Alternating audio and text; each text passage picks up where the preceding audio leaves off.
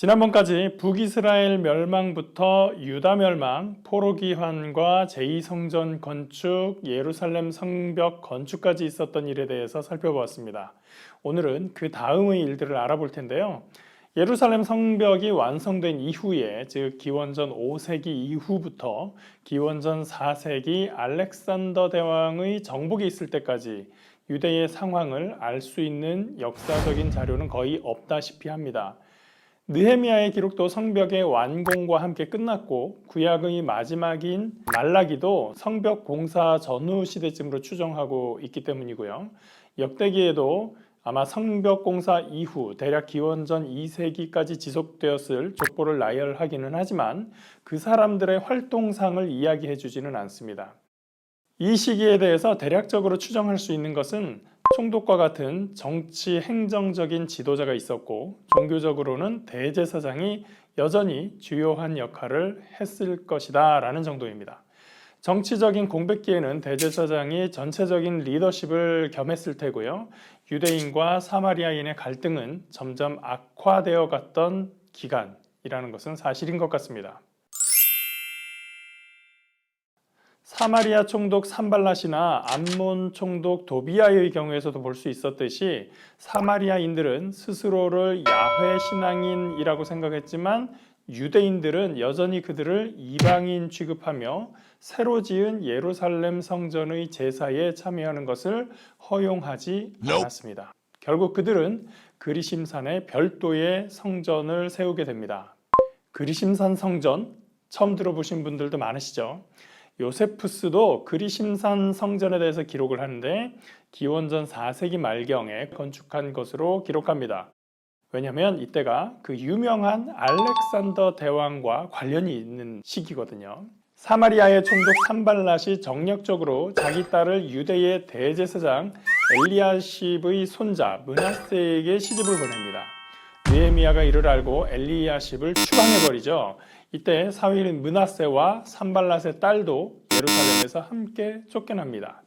이에 발끈한 산발랏이 사마리아 지역에 별도의 성전을 건축해야겠다고 생각을 하게 되는 거예요. 때마침 알렉산더가 사마리아 위쪽에 있는 두로라는 곳을 공격하고 있을 때였어요.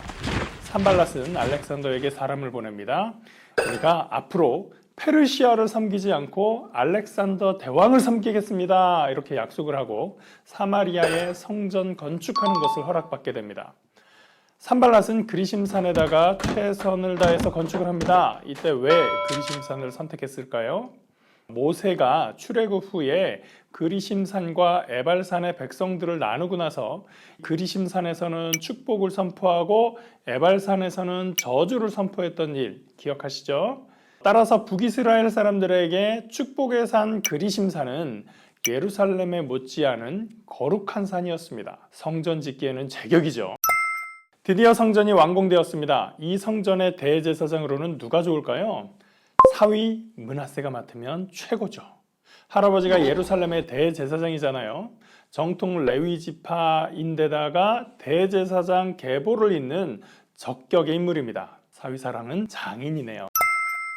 그러나 고고학적인 발굴과 다른 역사 기록의 정황을 검토한 학자들은 요세푸스의 연대에 거의 동의하지 않습니다. 실제로 이 성전을 건축한 때는 그보다 100년쯤 전인 기원전 5세기 말 페르시아 제국 말기로 추정하고 있습니다.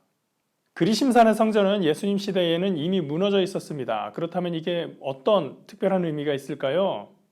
몇 가지 이유가 있지만 그 중에 하나가 성경에 나오는 이야기라서 그렇습니다. 예수님이 사마리아 여인을 만났었던 적이 있습니다. 이때 여인이 예수님에게 묻습니다. 우리 조상들은 이 산에서 예배하였는데 당신들의 말은 예배할 곳이 예루살렘에 있다 하더이다. 바로 이 말이 예루살렘의 거룩성에 대비해서 그리심산의 거룩성을 마음에 두고 있는 사마리아 사람들의 믿음을 표현한 것입니다. 여기에서 이 산이라고 하는 것이 그러니까 그리심산이 되는 거예요. 지금도 예루살렘이나 나아가서 이스라엘에 대해서 사람들이 성지라고 부릅니다. 영어로 Holy Land 이렇게 부르고 있는데 여기에 대해서 예수님이 분명히 말씀하십니다. 이 산도 말고 예루살렘도 말고 예배할 때가 올 것이다. 예수님 말씀은 이 산, 저 산이 중요치 않아 눈에 보이는 성전 제사에 참여하는 것으로 하나님의 백성을 결정하는 시대는 끝났다고 말씀하시는 겁니다. 땅과 건물과 물건을 거룩하다고 생각하고 이건 거룩한 성물이야, 이건 거룩한 성전이야, 여기는 거룩한 땅, 성지야 라고 말하는 개념은 잘못되었다라고 가르치신 것이죠. 거룩함이란 것은 예루살렘 성전도 아니고 이스라엘 땅도 아니고 그 어떤 물건에 있는 것이 아니라 우리 예배하는 자에게 주시는 하나님의 은혜인 것입니다. 북왕국 이스라엘이 아수르에게 처절하게 멸망당한 이래에 이스라엘 백성들이 경험한 제국들은 어떤 존재들이었을까요? 남유다는 잔혹한 아수르의 압박을 가까스로 모면했지만 그 다음에 일어난 신바벨로니아 제국에 의해서 멸망당하고 왕과 백성들이 포로가 되는 수모를 겪었습니다. 그런데 페르시아의 고레스 왕이 바벨론을 무너뜨리고 유다 백성들을 본국으로 돌려보내줍니다. 이후에도 다리오 왕의 승인 아래에서 예루살렘 성전 재건이 완료되고 그 아들 아하수에로 왕은 에스더를 왕비로 삼았을 뿐더러 제국 내의 모든 유대인들이 죽임을 당할 수 있었던 그 위기에서 구해주기도 했었던 사람입니다. 그의 아들 아닥사스다 왕은 왕실의 재산을 동원해 가면서 에스라와 느헤미야를 보내서 예루살렘 성읍의 성벽을 건축할 수 있도록 해줍니다. 유대인들에게 제국의 왕들은 모두가 하나님의 도구였었죠. 그러나 남유다를 멸망시킨 바벨론 왕 느부갓네살은 유다 백성을 채찍질하는 징벌의 도구였고 페르시아의 왕들은 유다를 회복시키는 데 사용했던 도구라는 차이가 있었던 것이죠. 제국과 관련해서 중요한 것 중에 하나가 언어의 사용인데요. 우리나라 경우에도 일본 제국주의가 조선을 병합한 이후에 일본어만 사용하게 한 시절이 있었죠. 남아메리카를 보면 포르투갈의 식민지였던 브라질은 포르투갈어를 사용하고 나머지는 대부분 스페인의 식민지였기 때문에 스페인어를 사용합니다. 영국의 식민지였던 미국, 인도, 호주, 남아공, 홍콩 이런 곳들은 당연히 영어를 사용하죠. 이런 것처럼 바벨론은 백성들을 데리고 와서 자기들의 문화를 가르치고 자기들의 언어를 가르쳤습니다. 바벨론은 아카드어를 정치와 행정을 위한 제국의 언어로 사용합니다. 그러나 상업과 일상에서는 아람어가 사용되고 있었습니다. 이때부터 유대인들은 아람어를 생활 언어로 사용하면서 점차 모국어처럼 바뀌게 됩니다. 바벨론의 뒤를 이은 페르시아는 제국을 지배하기 위한 공통 언어로서 이미 많은 사람들이 사용하고 있던 아람어를 그대로 사용합니다. 앞서 말했던 제국들과 가장 큰 차이점이죠. 따라서 이 정책은 피지배 계층들에게 전혀 부담을 주지 않았던 거예요. 심지어 다니엘서와 에스라서에는 일부 내용이 아람어로 기록되어 있기도 합니다. 나중에는 사람들이 히브리어는 모르고 아람어만 사용하는 사람들도 상당히 늘어나게 됩니다. 지금부터 벌써 한 17년 전 영화가 되어버렸는데요. 멜 깁슨이 제작한 패션 오브 더 크라이스트라는 영화를 보신 분들은 거기에서 사용된 언어가 특이하다라고 생각을 하셨을 수 있을 겁니다.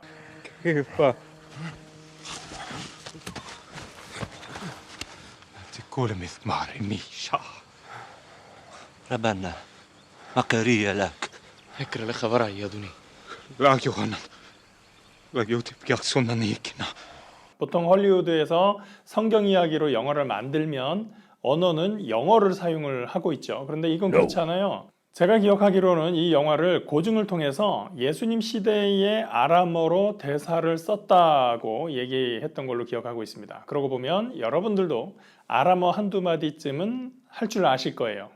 탈리타 쿰, 에파사, 아바, 엘리, 엘리, 레마, 샤바흐타니 이런 말들이 다 아람어입니다. 다 아는 말씀들이시죠?